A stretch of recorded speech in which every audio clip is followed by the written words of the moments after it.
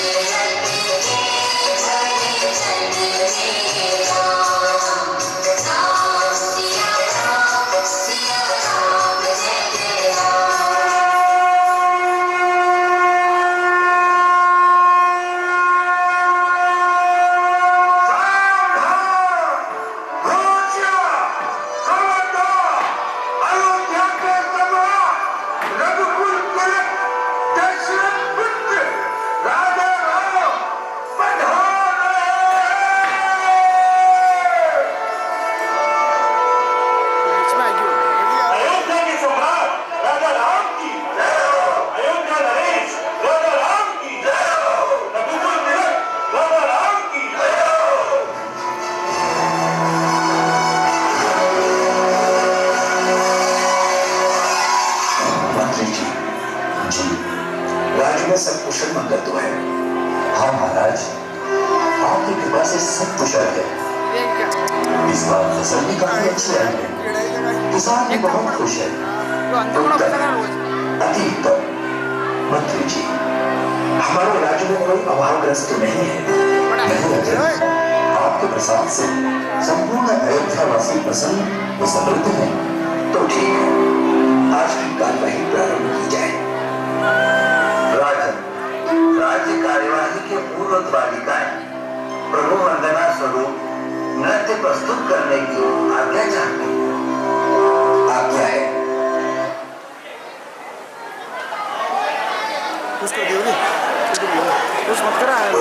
जो किसान भरता रहा वह देवता, जो सांस बनते हुए आता रहा जाता रहा वह देवता, जो दूर रहकर भी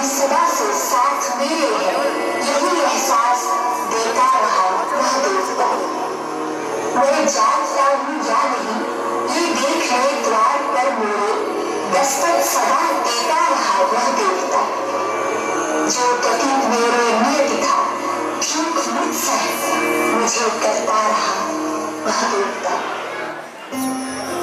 छोड़ चारों देख दो मुंडी आ रही है, खड़ा हो गया जहाँ कर देगा तो इसको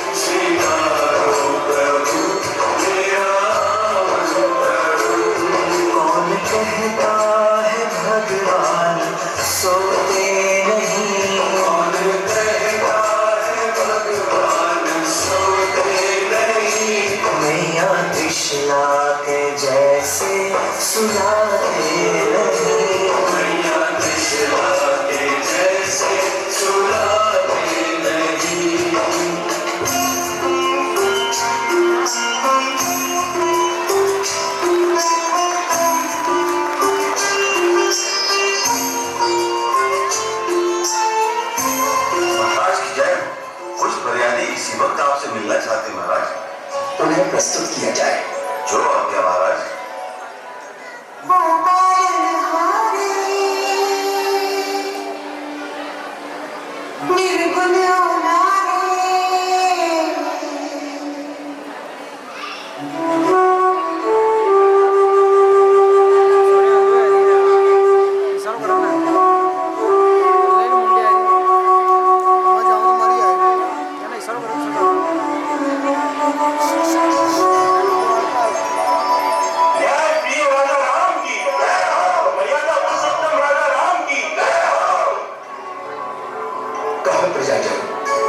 क्या बात है? मैं तुम्हारे पिता की तरह, जो भी बात हो निसंकोच कहो। इन्हें किसने भयभीत कर रखा है जो ये अपनी व्यथा नहीं कह पा रही है? न्यायप्रिय राजा राम के राज्य में कोई किसी को भयभीत नहीं रखता। महाराज कृपा से अयोध्या में सभी लोग निरंतर विचरण करते हैं। अयोध्या सम्राट के सम्मुख आप लोगों को किस बात का भय है? जो कहना है निर्भय होकर स्पष्ट कहो।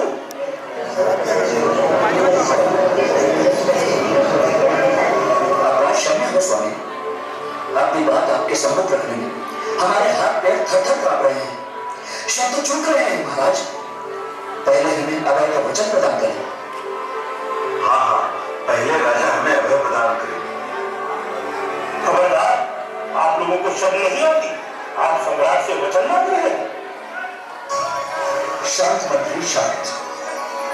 ये राजा राम का राज्य है।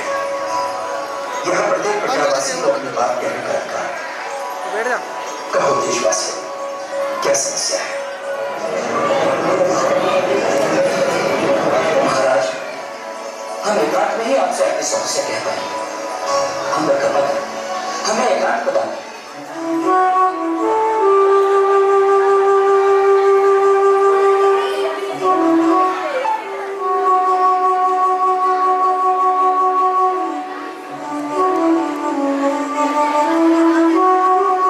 आज की सभा यही समाप्त होती है, आप सभी जा सकते हैं। महाराज की जय हो। सेवक को क्या आज्ञा है महाराज? किसी को कितना भी आवश्यक कार्य क्यों न हो, अंदर आने की अनुमति नहीं है। जो आज्ञा महाराज। अब आप सभी को काम मिलकर कहो, क्या समस्या है? महाराज, पहले अभयदान में। अभयदान है, आप लोग किसी भी प्रकार की बात क्यों न कहें, आपको दंडित नहीं किया जाएगा। हे नरोत्तम, हे प्रजापालक, हे राजाओं के राजा, संपूर्ण अयोध्यावासी पीड़ित हैं।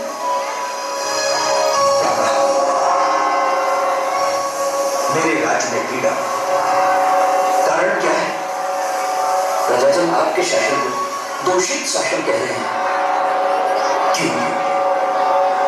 महाराज, अयोध्या वासियों का कहना है कि आप रानी सीता के यामों से ग्रसित हैं।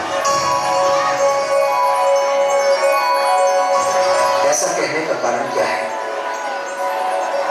प्रजाजनों का कहना है कि आपने लंकेश के यहाँ से लोग रानी सीता का मोह वश रखा है, वरना पराया जैसा प्रवास करके आई स्त्री को सज्जन पुरुष दूर से ही त्याग देते हैं।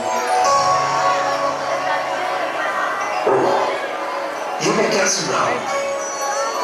महाराज, राज्य में व्यभिचार फैल रहा है। बलवान निर्बल स्त्रियों का अपहरण कर रहे हैं। अपहरण के बाद स्त्रियां पुनः पति के पास वापस आ रही हैं और सब आपका उदाहरण देकर अपने घर परिवारजनों से ये दुहाई कर रही है कि जब अयोध्यापति न्याय के सिंहासन पर बैठकर रावण के यहाँ से लौटी सीता को रख सकते हैं, तो आपको क्या आपत्ति है? हाँ महाराज, राज्य में एकांत तो व्यक्ति ही नहीं ऐसा कह रहे हैं, बल्कि संपूर्ण राज्य इस तरह की चर्चाओं में शामिल है। महाराज, राज्य की मर्यादा बनी रहे, नारियां शीलवती रहे, इसके लिए अब आपको कुछ सोचना होगा। महाराज, एक ने तो अपनी पत्नी से यह तक कह दिया कि मैं राजा राम जैसा मोही और स्त्री प्रेमी नहीं हूँ, जिसने पर पुरुष के हाथ से लौटी स्त्री को अपने सिंहासन पर बैठाकर रखा है। हे न्यायाधीश, न्याय करें। हे प्रजापालक, प्रजा की रक्षा करें। चरित्र से भ्रष्ट होते राज्य को समय रहते संभालिए, अन्यथा यह अवैधवान रघुकुल की कीर्ति पर महाकलंक बनकर बैठेगा। महाराज, रघुकुल की कीर्ति को बचाएं। महाराज, राज सिंहासन की मर्यादाओं की रक्षा करें। महाराज, लुप्त होते शील को पुनः जीवन करें। महाराज, आपके बिना हमारा कोई नहीं है, जहां हम ये फरियाद लेकर जाएं। आप सभी की फरियाद पर ध्यान दिया जाएगा। ये राम राज्य है, यह देशवासियों के दुख का संबंध सीधे राजा से है। प्रजाजन अयोध्या के सम्राट राजा राम से न्याय ही पाएंगे। अन्याय रघुकुल की रगों में नहीं है। रघुकुल की कीर्ति जयशील थी, जयशील है और जयशील ही रहे।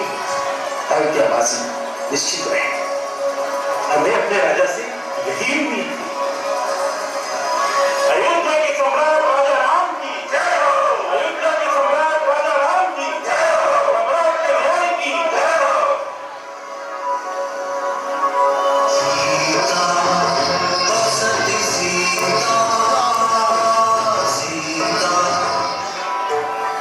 महारानी की जय हो।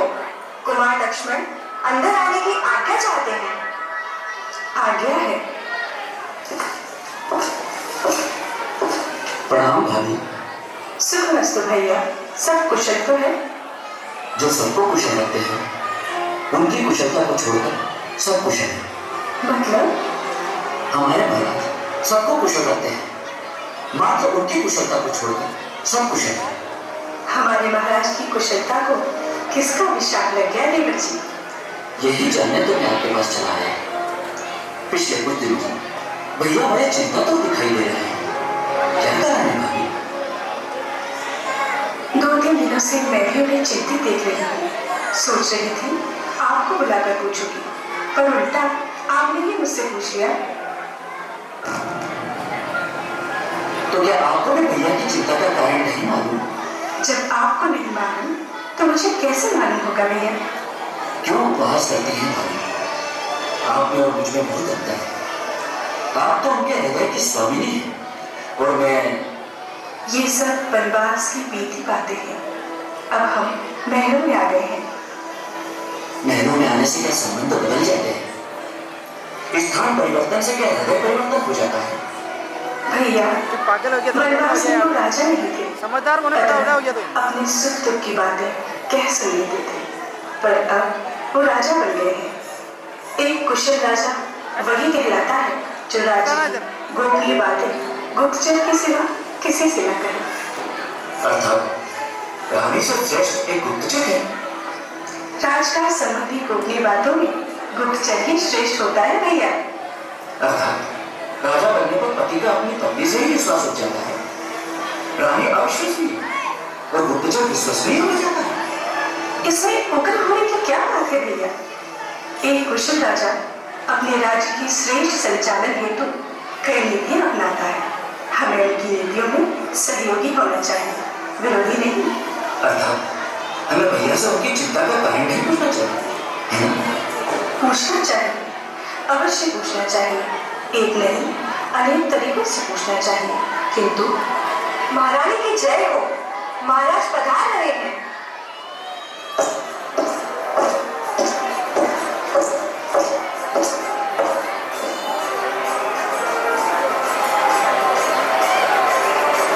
प्रणाम स्वामी।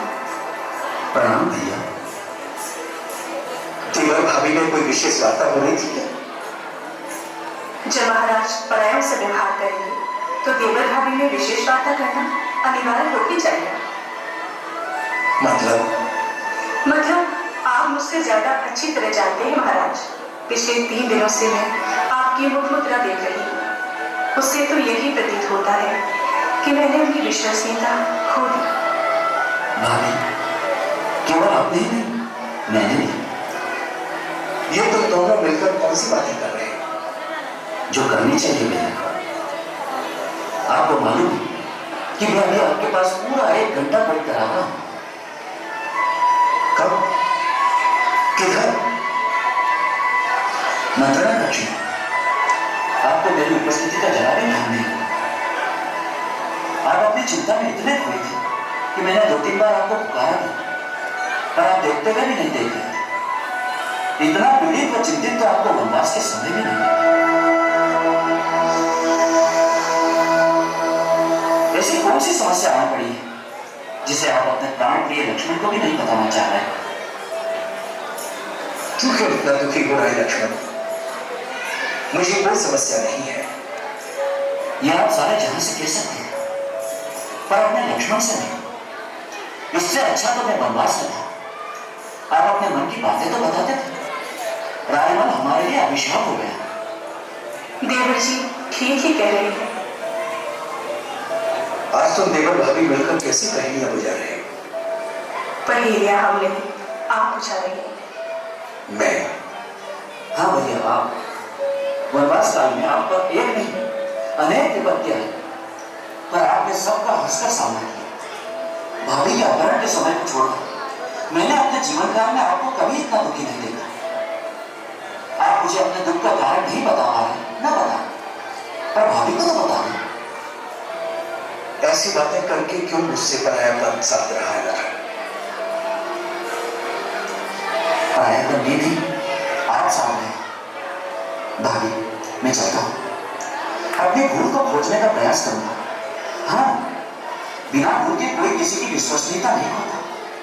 लक्ष्मण। हाँ भैया, मेरी समस्त भूलों के लिए मुझे क्षमा करो, और हो सके तो भाभी को सब कुछ बता दो, पर इस तरह से अपने आप को दर्द मत दे। मैं आपको इतने दर्द में नहीं देख सकता।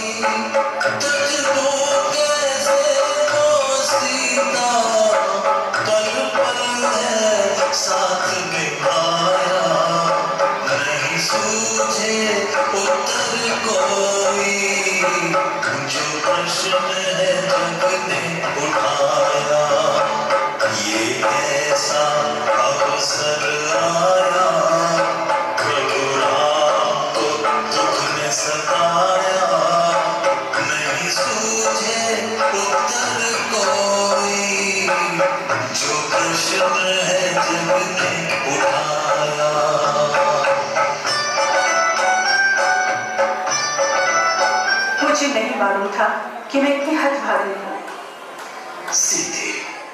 हाँ महाराज, अर्धांगिनी होकर भी मैं आपकी चिंता का कारण न जान सकी तो हठभागी ही तो कहलाओगे। ऐसा मत कहो सीते, मुझे स्वयं कुछ समझ में नहीं आ रहा है। क्या समझ में नहीं आ रहा राजन? यही कि मेरे जीवन में भी ऐसी उलझन आ जाएगी कि जिसे सुलझाना मेरे लिए असंभव हो जाएगा। हमारे महाराज के लिए कुछ भी असंभव नहीं है। हमारे महाराज न कभी हारे थे, न हारे हैं, न हारेंगे।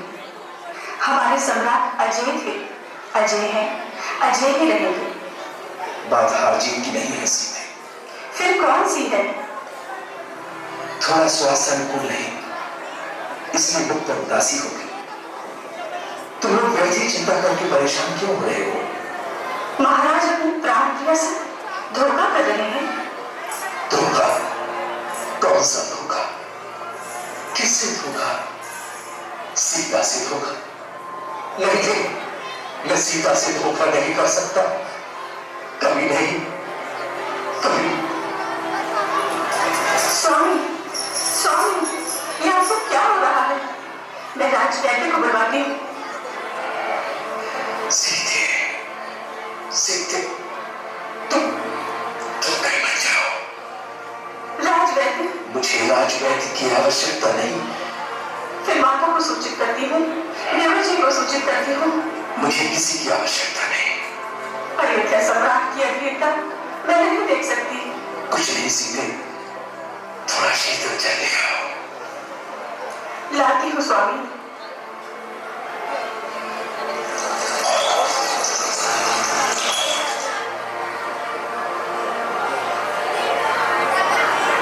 महाराज, दर्द को अंदर ही अंदर पिएंगे तो मैं आंसू बन जाएगा। कृपया मुझ पर प्रकट कर दीजिए। मुझे कोई दर्द नहीं है सीते। जहां तक मैं समझ पा रही हूँ महाराज, भावना और कर्तव्य के अंतर्द्वंद में उलझे हुए हैं। तुमने उचित ही समझा सीते। तो इसमें इतना पीड़ित होने की क्या आवश्यकता? जो रीति रघुकुल में सदा से चली आई, उस रीति का पालन करें महाराज। किस रीति का? जिस रीति का पालन पिताश्री ने किया था। पिताश्री ने भावनाओं से भी उच्च स्थान कर्तव्य को दिया था। उनकी इच्छा आपको राज्य देने की थी, पर कर्तव्य वचन पालन हेतु पुकार रहा था और कह रहा था, रघुकुल रीत सदा चली आए, प्राण जाए पर वचन न जाए। इसका अर्थ तो यही हुआ कि रघुवंश की राजगद्दी में बैठने वाले प्रत्येक राजा को परीक्षा देनी होगी। जीवन की एक परीक्षा है राजन, और हम समस्त नरनारी परीक्षार्थी। सीते। हाँ स्वामी, मैं ज्यादा तो नहीं जानती। छोटे मुंह बड़ी बात होगी, महाराज क्षमा करें। पर एक बात अवश्य कहना चाहूंगी, राजा को इतना मजबूत और सहिष्णु होना चाहिए कि उसकी आंतरिक पीड़ा उसकी मुख मुद्रा से छलक न पाए, और कभी छलक भी जाए तो उसे अपने किसी विश्वसनीय को कहकर प्रसन्न मुद्रा में आ जाना चाहिए। जिस राजा के ऊपर सहस्त्र प्रजा की खुशियां निर्भर है, वो राजा यदि पीड़ित दिखे तो राज्यवासी चाहेंगे कहाँ, उन्हें संभालेगा कौन? सीधे कि राजा इंसान नहीं होता? होता है राजा, अवश्य होता है। इंसान होने के नाते क्या उसके अंदर हृदय नहीं होता? होता है, अवश्य होता है। हृदय होने के नाते क्या उसके हृदय में कुछ संवेदना है और कुछ भावनाएं नहीं होती? होती है। फिर क्यों प्रजा चाहती है कि राजा के अंदर जान होते हुए भी वो बेजान हो जाए, हृदय होते हुए भी हृदय शून्य हो जाए, भावना विहीन हो जाए? ये बात सत्य है राजन, कि राजन इंसान होता है, इंसान ही तो राजा बनता है। पर राजा बनने के उपरांत वो मात्र इंसान ही नहीं रह जाता, अभी तो राजा भी होता है। और राजा का लक्ष्य, राजा का ध्येय मात्र प्रजा की खुशी रहती है। उस खुशी में उसे अपनी व्यक्तिगत सुख दुखों की तिलांजलि देनी होती है। मतलब राजा होने के उपरांत इंसान मर जाता है? नहीं महाराज, बिल्कुल नहीं। राजा होने के उपरांत इंसान मरता नहीं, वह और उच्च और श्रेष्ठ हो जाता है। इतना उच्च और श्रेष्ठ कि व्यक्तिगत स्वार्थ उस उच्चता और श्रेष्ठता को छू तक नहीं पाते। सीधे हाँ राजन, मैं अपनी सीमा का उल्लंघन करना नहीं चाहती, फिर भी मैं अर्धांगी होने के नाते अर्धांगी के अधिकार चाहूंगी। महाराज से हाथ जोड़कर निवेदन है, महाराज अपनी चिंता का कारण मुझे बताएं। बस प्रजा संबंधी कोई समस्या थी, अब समाधान मिल गया। कैसे और किससे? तुमसे। ओह, इसका मतलब मैं महाभाग्यशाली हूँ। मेरा सौभाग्य महाराज को खटक रहा है क्या? नहीं तो फिर महाराज ऐसे चुप क्यों हो गए? चुप? मैं चुप नहीं हुआ, मैं तो भीतर ही भीतर महारानी के विशाल हृदय के बारे में सोच रहा हूँ। सीता, कर्तव्य और भावना में तुमने कर्तव्य को श्रेष्ठ बताकर मुझे अंतर्द्वंद से बाहर निकाल दिया। कर्तव्य की श्रेष्ठता मैंने स्वयं महाराज से ही सीखी है। हंसते हंसते महाराज का वनवास जाना कर्तव्यशीलता का आदर्श उदाहरण है। आपके ही बात आपको भेंट करके मैंने कोई बड़ा कार्य नहीं किया राजन। तुम क्या जानती सीते कि तुमने कितना बड़ा कार्य किया है, पर कर्तव्य को उच्चता प्रदान करने भावनाओं के साथ साथ शायद इंसान को भी बढ़ जाना होता है। चलो कर्तव्य पूरी के साथ मैं कुछ सहयोग करूं? नहीं, लक्ष्मण ही सहयोग कर पाएगा। हर्ष की बात है, देवर जी काफी पीड़ित हो गए थे कि आपका उन पर से विश्वास उठ गया। अब उन्हें भी शांति मिलेगी। क्या पता किसे शांति मिलेगी, किसे नहीं। क्या महाराज, कुमार लक्ष्मण को मंत्रणा कक्ष में पहुंचने का संदेश भेजा जाए। जवाब क्या महाराज? तत्काल ही जाना है, थोड़ा विश्राम तो कर लेते हैं। कर्तव्य पालन की शिक्षा देने वाली रानी को विश्राम की बात में शोभा नहीं देती।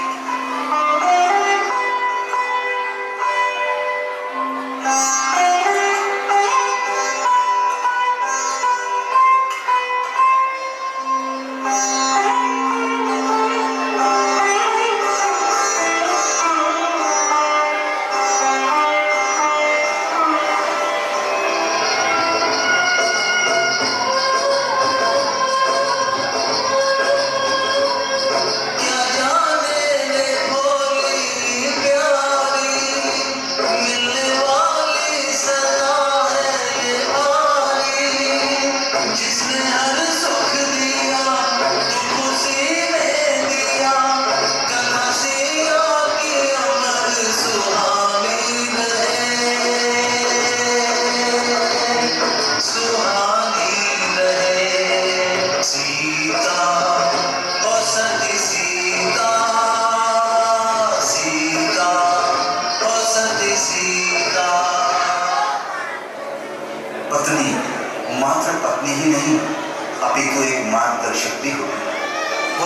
पति को सुख के सागर में ही निमज्जित नहीं करती, वरन कर्तव्य के उच्च शिखर पर भी स्थापित करती है। महादेवी सीता ने यही किया था, पर वे ये नहीं जानती थी कि कर्तव्य के जिस शिखर पर वे अपने पति को स्थापित कर रही हैं, उस शिखर के तले दबकर उनकी भावनाओं को दम तोड़ना होगा। हाँ, महारानी सीता से वार्तालाप करके राजा राम ने जो निर्णय लिया, वह निर्णय अत्यंत कठोर और निर्मम था। उस निर्णय को कार्य रूप परिणत करने हेतु उन्होंने लक्ष्मण को मंत्रणा कक्ष में पहुंचने का आदेश दिया। तो देखेंगे प्रस्तुत दृश्य में आप राम के द्वारा लक्ष्मण के लिए कठोर आदेश देना और उस आदेश को सुनकर लक्ष्मण का उग्र होना। तो नीचे प्रस्तुत है करुणाशील राम का कठोर और आज्ञाकारी लक्ष्मण का उग्र रूप।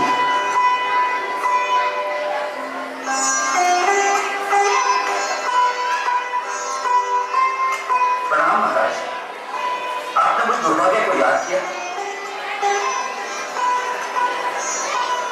किसने कहा कि तू दुर्भागा है?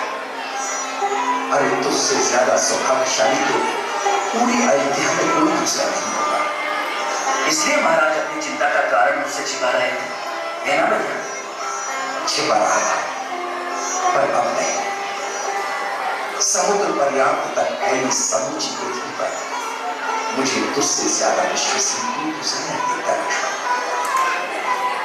ये महाराज की उदारता और कृपा है। मेरी उदारता नहीं, तेरी कर्तव्य निष्ठा है लक्ष्मण। क्या तेरा कोई अस्तित्व नहीं जो हर बात का श्रेय सीधे मुझे ही दे देता है? मेरा अस्तित्व तो आपकी श्वासों और धड़कनों में समाहित है भैया। हाँ, श्री राम के अतिरिक्त इस लक्ष्मण का कोई जीवन नहीं, कोई खुशी नहीं, कोई लक्ष्य नहीं। महाराज के चरणों की सेवा ही सेवक का धर्म है। तेरे इसी स्नेह की वजह से मैंने तुझे इस विश्वसनीय कार्य के लिए चुना है। मुझे भरोसा है कि तू पूरी निष्ठा से मेरी आज्ञा का पालन करेगा। आपके भरोसे से ही लक्ष्मण आज तक जीवित है। पर इस आज्ञा पालन हेतु तुझे अयोध्या की सीमा से बाहर जाना होगा लक्ष्मण। अयोध्या क्या? महाराज पाताल में भी जाने की आज्ञा देंगे तो महाराज की आज्ञा पूर्ति हेतु यह सेवक पाताल में भी जाएगा। अब महाराज बिना भूमिका की आज्ञा है, सेवक तत्पर है। लक्ष्मण, तुझे मालूम है रानी सीता गर्भवती है। क्यों नहीं महाराज? इस सुखद संदेश को पाकर मैंने ही तो पूरे अयोध्या वासियों को रक्त बांटे थे। तो फिर तुझे ये भी ज्ञात होगा लक्ष्मण कि सीता को तीर्थ यात्रा का दोहला उत्पन्न हुआ है। भाभी सौभाग्यशाली है, अन्यथा ऐसे दोहले अन्य स्त्रियों को कहां उत्पन्न होते हैं। तुझे सीता की तीर्थ यात्रा में सहयोगी बनना है लक्ष्मण। आज न जाने किस जन्म का पुण्य फलित हुआ है भैया, जो महाराज एक के बाद एक कृपा बरसाते जा रहे हैं। तीर्थ यात्रा के लिए राज पुरोहित से मुहूर्त निकलवा लिया गया। मुहूर्त निकलवाने की आवश्यकता नहीं है लक्ष्मण। आज अभी इसी वक्त तुम्हें जाना होगा। जो आप क्या भैया? साथ में और किस किस को जाना है? कोई भी नहीं, मात्र तुम और सीता। साथी भी नहीं, तुम ही साथी, तुम ही साथी, तुम ही सहयोगी होगे। इससे बड़ा सौभाग्य मेरा कौन सा होगा?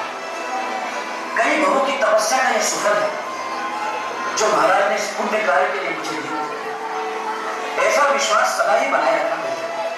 आपका यह विश्वास ही इस दीन की दौलत है। आज मेरी खुशियों का पार में अयोध्या के भावी उत्तराधिकारी मैं जन्म से पूर्व ही तीर्थ वंदना को ले जाऊंगा।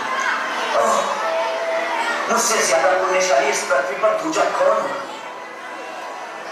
अच्छा चलो भैया, तैयारी भी करनी है।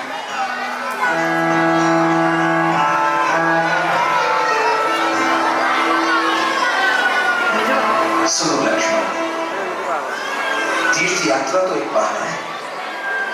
तीर्थ यात्रा के बहाने तुम्हें सीता को सिंहनाथ नाम के घनघोर जंगल में अकेला छोड़कर वापस आना है।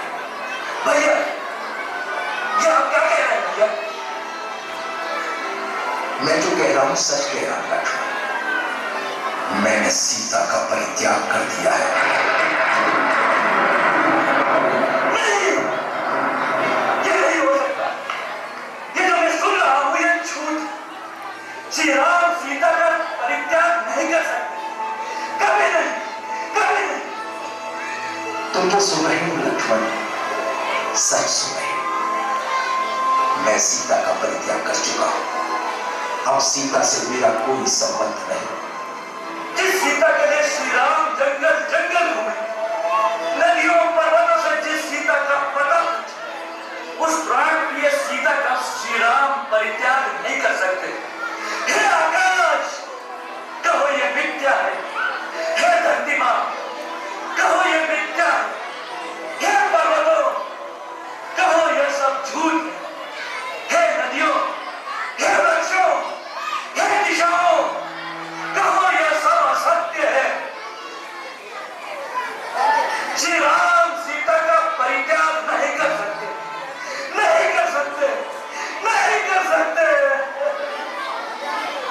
धैर्य मत खो लक्ष्मण, आज्ञा पाल और शीघ्र ही सीता को अयोध्या की सीमाओं से बाहर ले जा। परित्याग का कारण बता सकेंगे भैया? लोक अपवाद। किसका लोक अपवाद? कैसा लोक अपवाद? किसके द्वारा लोक अपवाद? लोक अपवाद की वजह क्या है भैया? सीता का रावण के यहाँ प्रवास पूरी अयोध्या में चर्चा का विषय है लक्ष्मण, कि रावण के यहाँ से वापस आई सीता को मैंने रख दिया। राज्य में तरह तरह की चर्चाएं हो रही हैं। प्यारी जान फैला है। जिसने भी मेरी निष्कलंक भाभी पर यह कलंक लगाया है, धरती मां की सौगंध, मैं उसकी जुबां खींच लूंगा। जिसने भी मेरी पवित्र पावन भाभी के चरित्र पर उंगली उठाई, मैं उसकी वह उंगली भी नहीं, भुजाएं भी तोड़ दूंगा। न्याय की भीख मांगने वाले प्रजावासियों की जिम्मा काट कर राजा का धर्म नहीं है लक्ष्मण। राजा का धर्म तो प्रजा की रक्षा करना है, उसके प्राण देना नहीं। तलवार तब और प्रजा का कोई कर्तव्य नहीं हो। प्रजा जिसे चाहे उसे दोष लगाए, और वो राजा भी क्या राजा जो चंद लोगों की बातों में आकर निष्कलंक पत्नी का ही परित्याग करते हैं। बात चंद लोगों की नहीं है लक्ष्मण, बात रघुकुल की कीर्ति की है, बात हमारे पूर्वजों के यश की है। महारानी सीता रघुकुल पर कलंक बन चुकी है। भैया, बंद करो ये दुर्वचनों का विलास। जिसने भी महारानी सीता को रघुकुल का कलंक कहा, मैं उसके लिए काल बनूंगा भैया, काल। मतलब तो सीता को सिंहनाद अटकी में छोड़ने नहीं जा? नहीं, बिल्कुल नहीं। तुम्हें रघुकुल की कीर्ति का कोई ख्याल नहीं? मुझे अपनी निष्कलंक भाभी के अतिरिक्त किसी का ख्याल नहीं। मेरी आज्ञा का भी नहीं? हाँ, आपकी आज्ञा का भी नहीं। लक्ष्मण, आखिर भाभी का दोष क्या है? रावण ने उनका अपहरण कर लिया, तो इसके लिए भी क्या कर? रावण ने क्या क्या प्रलोभन नहीं दिए भाभी को?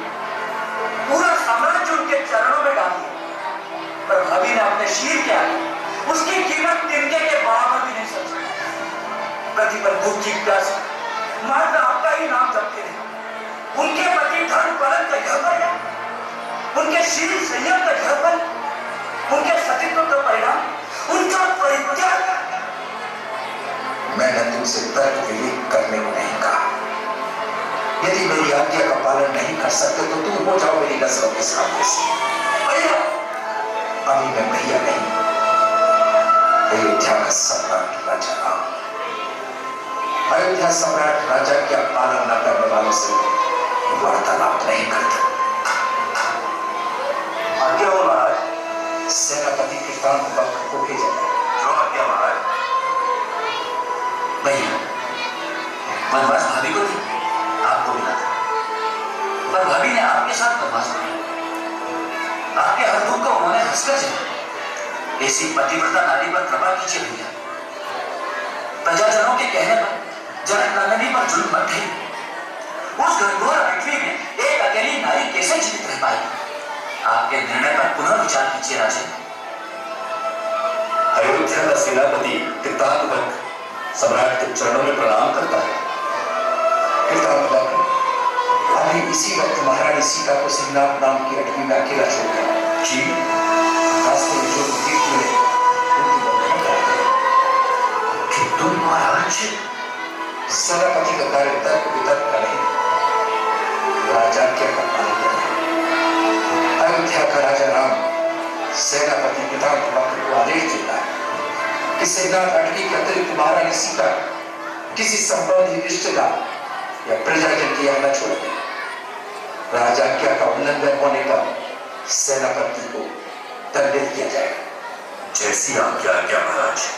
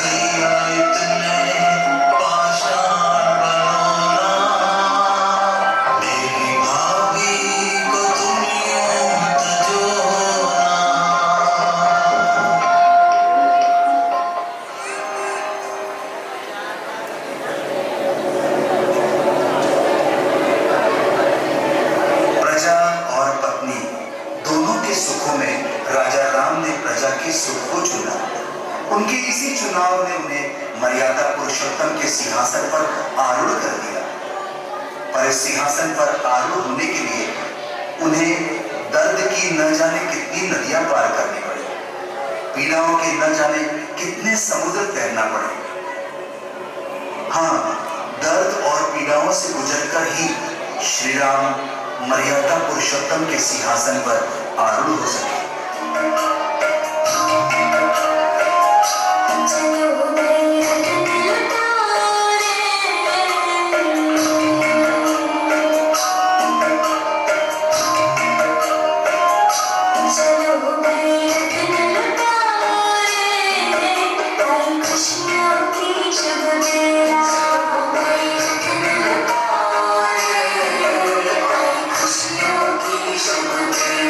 राजा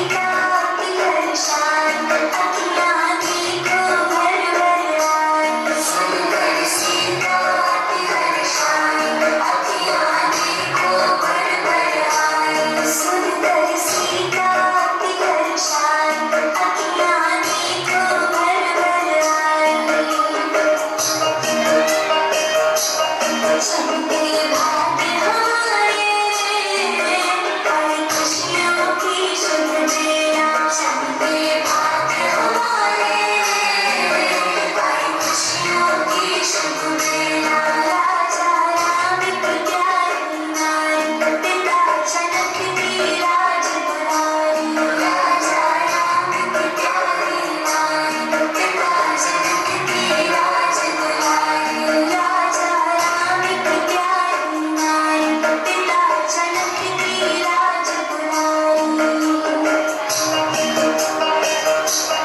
देखो जाती महलों से आई खुशियों की शुभ बेला देखो जाती महलों से आई खुशियों की शुभ बेला आँख सबकी देखो बिनती सरनी इतनी की आँख सबकी देखो बिनती सरनी इतनी की आँख सबकी देखो बिनती सरनी इतनी की रानी जल्दी आना रे आई खुशियों की शुभ बेला रानी जल्दी आना रे आई खुशियों की शुभ बेला चलो गई रत्न लुटाओ रे आई खुशियों की शुभ बेला चलो गई रत्न लुटाओ रे आई खुशियों की शुभ बेला आई खुशियों की शुभ बेला आई खुशियों की शुभ बेला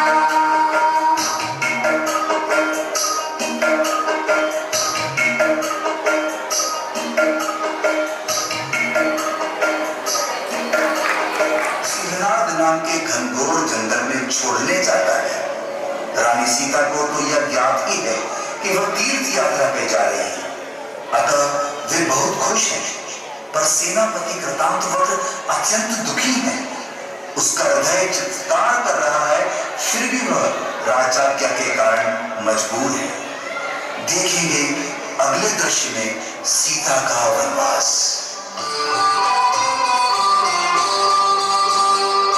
जीवन विधि का खेल न्यारा कोई समझ ना पाया तीर्थ बहाने सिया को वन में प्रभु ने भिजवाया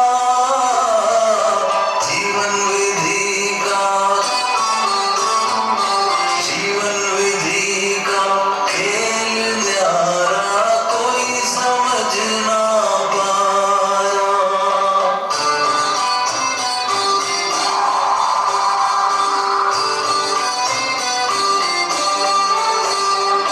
पुत्र रथ से बोले जैसे पुत्र रथ से बोले कैसे सेनापति चुपचाप खड़ा सेनापति चुपचाप झरझर अश्रु बहते नैना संकट आन पड़ा कैसा संकट आन पड़ा प्रजा की खातिर प्रभु ने देखो दुख में खुद को डाला जीवन विधि का खेल न्यारा कोई समझ ना पाया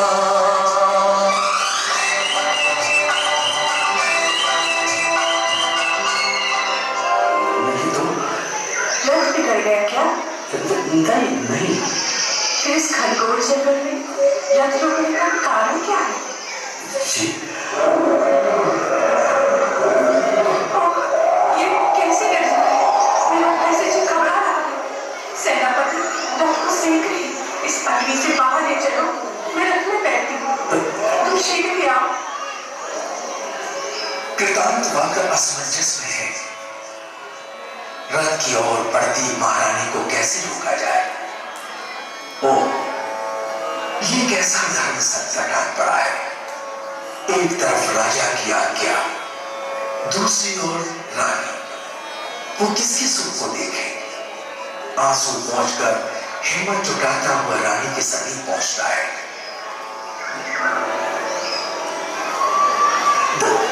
देवी, आप रथ की ओर मत जाइए। क्यों सेनापति, इस खरगोश जंगल में तुम्हें कौन सी शरण दिख रही है? कहीं कोई जिलाने नजर आ रहा है क्या? अपराध क्षम्य हो देवी, लेकिन आप इस रथ में अब कभी सवार नहीं हो पाएंगे। सेनापति, अयोध्या का सेनापति किताब वक्त अयोध्या के राजा राम की आज्ञा से बंधा हुआ बहुत मशहूर राजा है महारानी। कैसे राजा? क्या राजा ने मुझे तीर्थ बंदना को भेजा है? तीर्थ बंदना है, बहाना है महारानी। खबरदार सेनापति, तीर्थ बंदना को बहाना कहकर तुम मात्र अयोध्या सम्राट की ही नहीं, अब तुम रघुकुल की भी अवहेलना कर रहे हो। मुझे अपनी सम्राट पर पूरा भरोसा है। अपने वनवास काल में उन्होंने मुझे परिहास तक में अकेला नहीं छोड़ा, फिर इस खरगोश अटवी में महाराज की सत्यवादिता पर प्रश्न चिन्ह लगाने का दंड तुम जानते हो? जानता हूँ महारानी, जानता हूँ। पर मुझे आपको दिल्ली तक छोड़ने का आदेश है। सेनापति, अपराध क्षम्य हो महारानी, किंतु महाराज आपका परित्याग कर चुके हैं।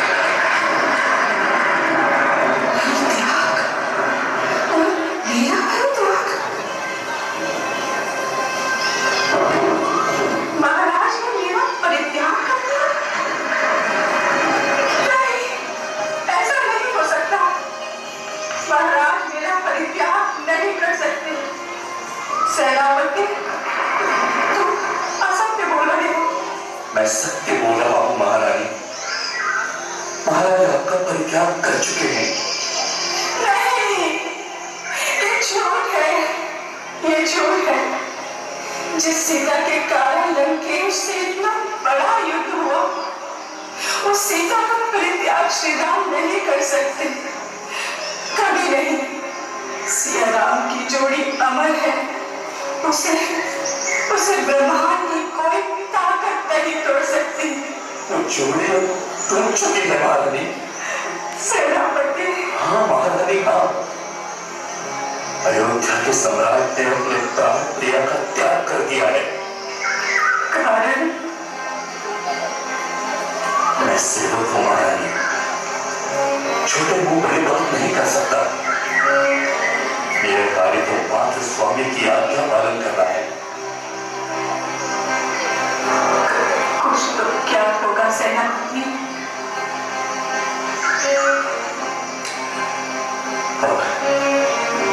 मैं आप जैसी सती के लिए दुर्वचन कहकर अपनी जुबान को अपवित्र करना नहीं चाहता।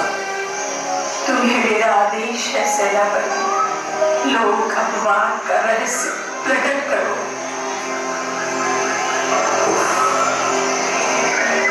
आदेश, आदेश। प्रभु, मैं थक चुका हूं ये शब्द सुनकर। ये कैसी जीविका है, ये कैसी परतंत्रता है, कैसी नौकरी है ये, जहां मेरी सती जैसी पवित्र महारानी के प्रति मुझे जुल्म उठाना पड़ रहा है। कैसे कहूं प्रभु, कैसे कहूं मैं, किस मुंह से कहूं?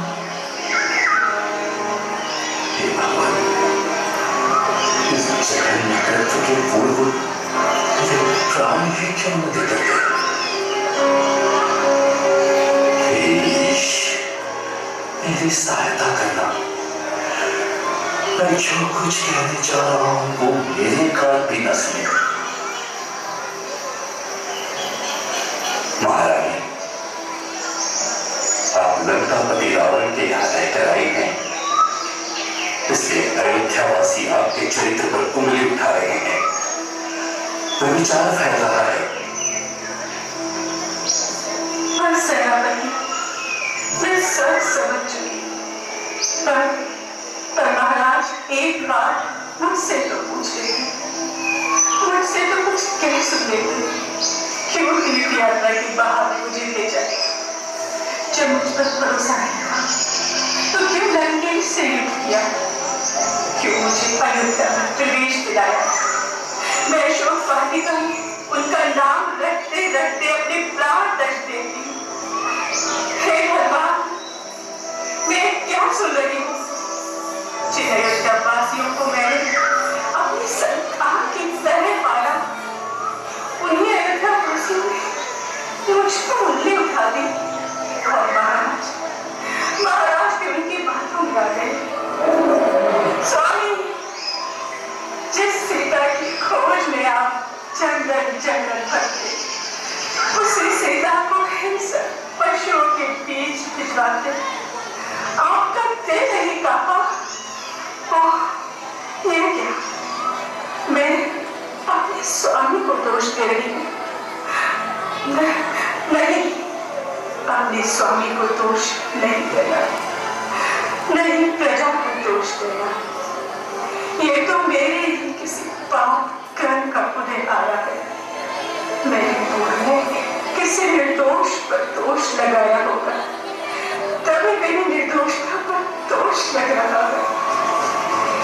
हे सिद्ध शिला में विराजमान अनंत आनंद सिद्ध परमेष्टि भगवान, हे आदि तीर्थ आदिनाथ प्रभु, मुझे धैर्य दो, मुझे साहस दो, मुझे शक्ति दो। मैं इस विपत्ति काल में निमित्त को दोष न दूं। मैं अपने पाप कर्मों का फल समता के साथ भोग सकूं। ऐसी मुझे हिम्मत दो भगवान। सेनापति जी महारानी, अब तुम यहाँ से जा सकते हो। महारानी, मैं इस भयंकर अग्नि में आपको अकेला छोड़कर कैसे जाऊं? जिस तरह अयोध्या सम्राट ने स्वयं कठोर करके मुझे निर्जन वन में भेज दिया, उसी तरह तुम भी अपने हृदय को कठोर करके यहाँ से चले जाओ। पर जाते जाते इतना अवश्य बताते जाओ कि केवल लक्ष्मण को भी मेरे चरित्र पर संदेह है। नहीं महारानी, नहीं।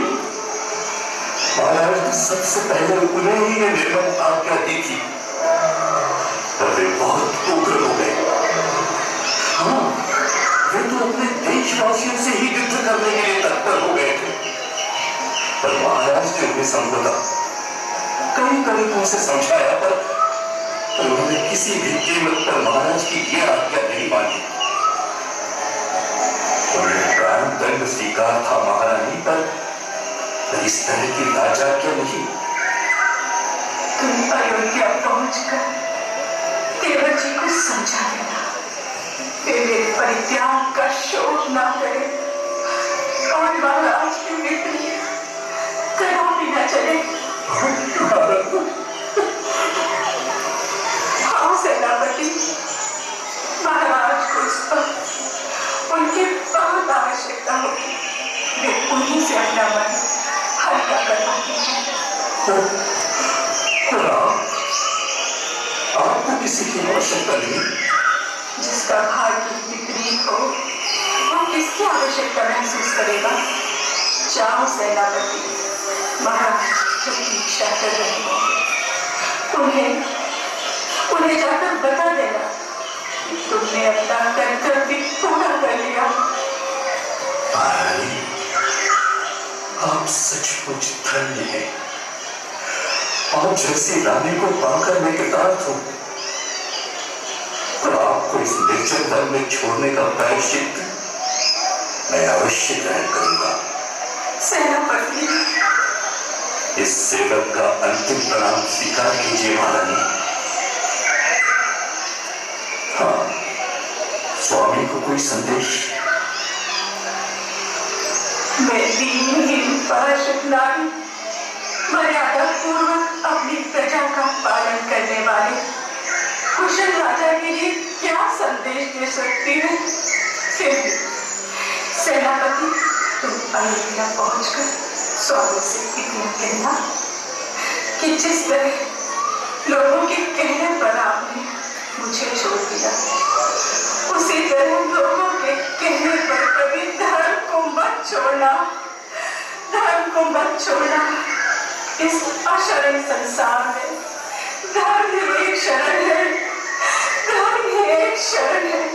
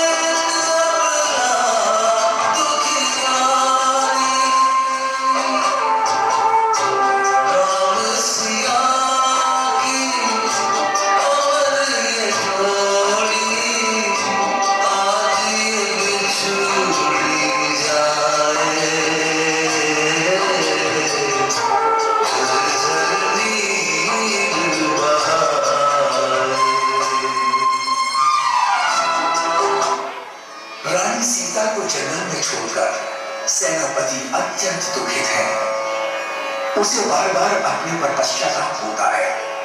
यदि वो सेनापति पद पर नहीं होता तो उसे यह निष्ठुर कर्म नहीं करना पड़ता। निर्दोष सीता को गर्भवती अवस्था में अकेले घनघोर जंगल में छोड़ने के दुख ने उसके अंदर तीव्र वैराग्य जगा दिया। उसे संसार असार प्रतीत होने लगा। राजा राम के लिए रानी सीता का संदेश लेकर वो अयोध्या के महल में प्रवेश करता है। आज का बारिश था वहां। मतलब तुम भाभी को घनघोर जंगल में छोड़ा है? तो स्वामी की आज्ञा का पालन करना सेवक का धर्म है कुमार।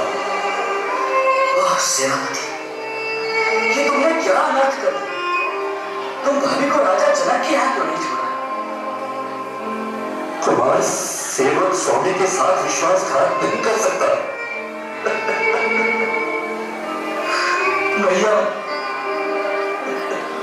आपकी इच्छा पूरी हो गई। सेनापति लौट आया।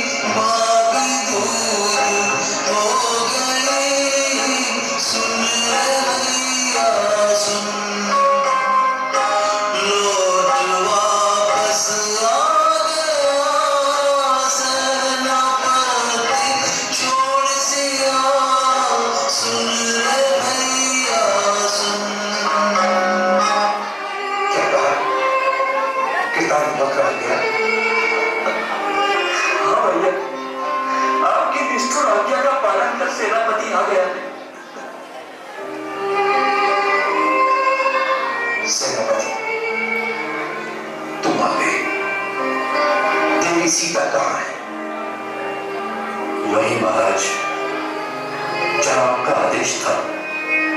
साधुवाद, कृतार्थवाद, साधुवाद। मुझे तुम्हारी सेवा कर गए। लो, अपना पुरस्कार करें।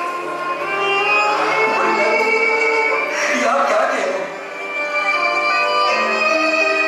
जिस आज्ञा को कुमार नहीं पाल सके, उस आज्ञा को सेनापति ने पाल किया। ये गर्व की बात नहीं है तो और क्या है? आओ सेनापति, उपहार ग्रहण करो। इस जघन्य कार्य को करके यदि मैं उपहार ग्रहण करता हूं तो मुझसे ज्यादा अधम और नीच प्राणी संसार में दूसरा कोई न होगा राजा। ये तुम क्या कह रहे हो सेनापति? राजा की आज्ञा का पालन करना सेवक का धर्म है महाराज। पर इस धर्म ने मुझसे अधर्म करा दिया। मैं स्वयं को माफ नहीं कर पा रहा हूं महाराज, मैं स्वयं को माफ नहीं कर पा रहा हूं।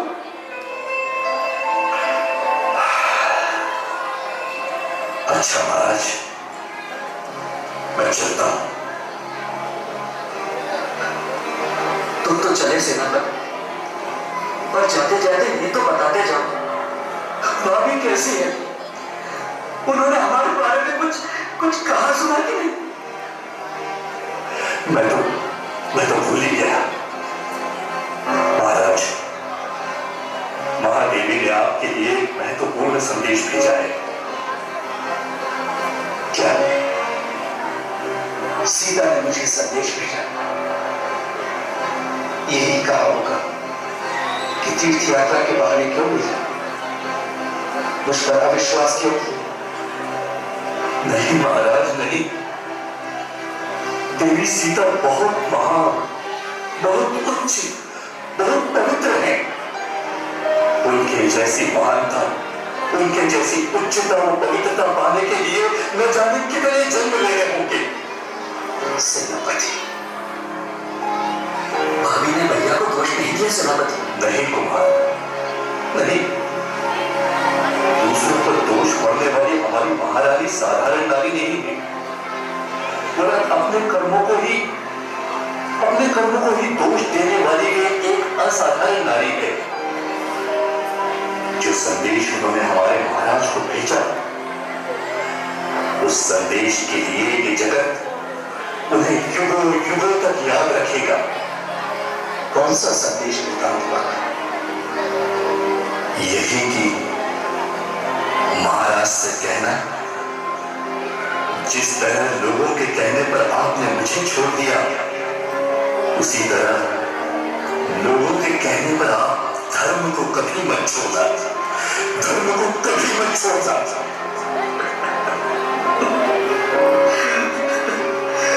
धन्य हो भाभी, तुम धन्य हो। जिस इंसान ने आप पर जुल्म ढाया, उस इंसान के कल्याण की भावना रखकर आपने अपने अस्तित्व को इतना उच्च और गौरवपूर्ण बना दिया कि लोग सदियों सदियों तक इस उच्चता और गौरव का सम्मान करेंगे। इस लक्ष्मण का तुम्हें कोटिशः प्रणाम, कोटिशः प्रणाम।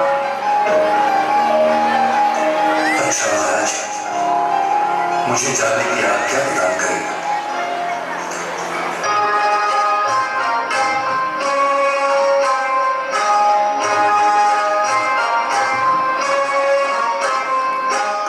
द्रवित हो जाते हैं एवं सीता को अपनी धर्म बहन बनाकर पुनरेक ले जाते हैं। समय आने पर सीता युगल पुत्रों को जन्म देती है, जिसे संसार लव कुश के नाम से जानता है। लव कुश धीरे धीरे वृद्धि को प्राप्त होते हैं। दोनों पुत्र ही अत्यंत पराक्रम, शूरवीर एवं बुद्धिमान रहते हैं। किसी समय उनका राजा राम एवं लक्ष्मण से युद्ध होता है। तभी नारद आकर राम और लक्ष्मण को बताते हैं कि जिनसे आप लोग युद्ध कर रहे हैं वो तो आपके ही वंशज हैं, अर्थात राम के पुत्र हैं। फिर सभी का मिलन होता है।